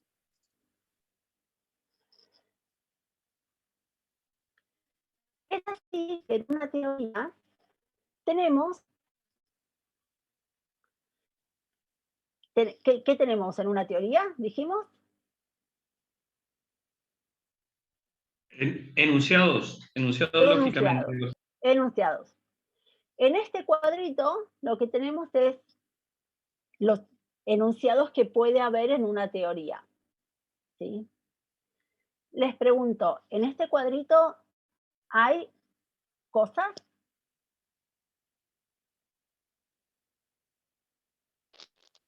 Sí, profe, ¿serían los enunciados observacionales? ¿Son cosas o son enunciados? No, no hay cosas, porque no hay objetos. Muy bien, muy bien. Bien, alguien está dibujando con Euribe Sherifer está haciendo unos mamarrachos muy bonitos en el cuadro. Bueno, está muy bien. No, cosas no hay, dijimos, hay enunciados, ¿sí? Vamos a tener 3 tipos de enunciados. Vamos a empezar de abajo para arriba con enunciados observacionales. Estos enunciados son singulares y contienen términos empíricos. ¿Qué son los términos empíricos? Acabamos de decir, ¿no? ¿Por qué son singulares? Son singulares, podemos decirlo de 2 maneras. Una es porque describen un hecho, un fenómeno, en un tiempo y lugar determinados. Pues se refieren a un hecho, un fenómeno, en un tiempo y lugar determinados. Otra manera es porque describen un hecho, un fenómeno que podemos percibir en una experiencia única, digamos. Si ustedes se fijan, el ejemplo, las flores de esta planta son rojas, puede haber más de una flor en esa planta, pero de una sola vez, con una sola experiencia, puedo percibir todas las flores de esa planta, ¿no? Si tienen que dar un ejemplo, la recomendación es que no se van a equivocar si la oración empieza con esta o este, ¿no? Entonces, ese enunciado que yo dije, este lápiz es azul, ese es un enunciado observacional, ¿sí? ¿Alguien se anima a dar otro ejemplo de un enunciado observacional?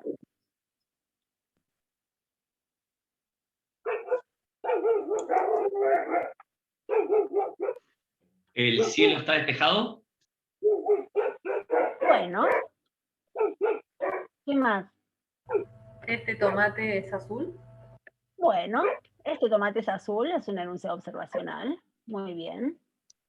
¿Estas zapatillas son negras? Estas zapatillas son negras. Que el sol sale por el oeste. Bueno, ahí tendríamos que pensarlo un poquito. Pensemos cosas mucho más sencillitas. Tratemos de ¿Las pensar paredes de la casa son blancas? ¿Cómo? Las paredes de la casa son blancas, perdón. Bueno, las paredes de la casa son blancas. ¿Esta mesa es de vidrio, puede ser? Esta mesa es de vidrio. Suponiendo que no tenemos problemas con la palabra vidrio, muy bien. Bien, si yo les muestro ahora el lápiz, ¿no? Se los muestro así. Y digo, este lápiz es rojo. ¿Eso es un enunciado observacional? Sí. Sí. ¿Sí? Muy bien. Sí, porque lo importante es que sea singular y que contenga términos empíricos. ¿Sí? No es si es verdadero o falso. Para que sea observable, lo que importa es que sea singular y que contenga términos empíricos. ¿De acuerdo? Vamos al segundo nivel. Uy, que ya estamos casi con poco tiempo. Leyes empíricas. Fíjense que las leyes empíricas también contienen términos empíricos, ¿sí? Pero no son singulares, son universales. Eso quiere decir que se refieren a todos los fenómenos del mismo tipo en todo tiempo y lugar, ¿sí? Pregunto, ¿cuántos son todos los fenómenos del mismo tipo en todo tiempo y lugar? Infinito. Infinitos. Bien. Y no se van a equivocar si en lugar de empezar con esta o esta, empiezan con todos. Tengan cuidado acá, porque si yo digo este enunciado, perro que ladra no muerde, ¿es singular o es universal? Singular. ¿Es singular? Universal. Universal. Díganme por qué. Porque es a todos los perros, no es a uno solo. Claro, ¿se refiere a un perro en un tiempo y lugar determinado o se refiere a todos los perros en cualquier tiempo y lugar? A todos los perros. Bien, entonces, por más que las palabras estén en singular, en términos gramaticales, el enunciado es universal, ¿sí? ¿Está? ¿Por qué, profe, vendría a ser universal? O sea, eso de que es singular, eso del perro lo entendí, pero ¿por qué vendría a ser universal? Yo le pregunto, ¿se refiere a un único perro en un tiempo y lugar determinados o se refiere a cualquier perro en cualquier tiempo y lugar? A todos los perros. Exacto, por eso. Claro, sería singular si dijera este perro así, tal y tal. Este perro muerde y no ladra. Ahí sería singular, ¿sí? Ladra y no muerde. Al revés, ¿sí? Bien. Les voy a hacer ahora otra pregunta. ¿Puedo observar lo que dice un enunciado observacional? Sí. Sí. ¿Ah? Este perro ladra, este lápiz es azul, bueno, puedo observar en ese caso.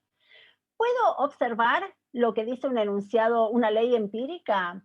¿Puedo observar? No. ¿Por qué no? Por ejemplo, si yo digo... Yo no estoy en todos los lugares al mismo tiempo en el mismo tiempo. Claro, si yo digo todos los ríos tienen peces, yo no puedo ver todos los ríos a ver si todos los ríos tienen peces. Bien, muy bien. Entonces, ojo, porque los enunciados de segundo nivel, las leyes empíricas, son empíricos igual, pero no puedo observar lo que dicen. ¿Está? ¿Está? Sí. Ojo con eso. Sí, sí. Sí, profe. Bien. Y no voy a sacar más tiempo al práctico ahora. Así que lean lo que sigue, que si entendieron esto, los de tercer nivel tampoco les pueden resultar tan difíciles, ¿sí? Bueno, los voy a dejar. Ahora viene el práctico, así que nos vamos. Todos los que no seamos de este práctico, ¿sí? Andrés, ¿estás por ahí?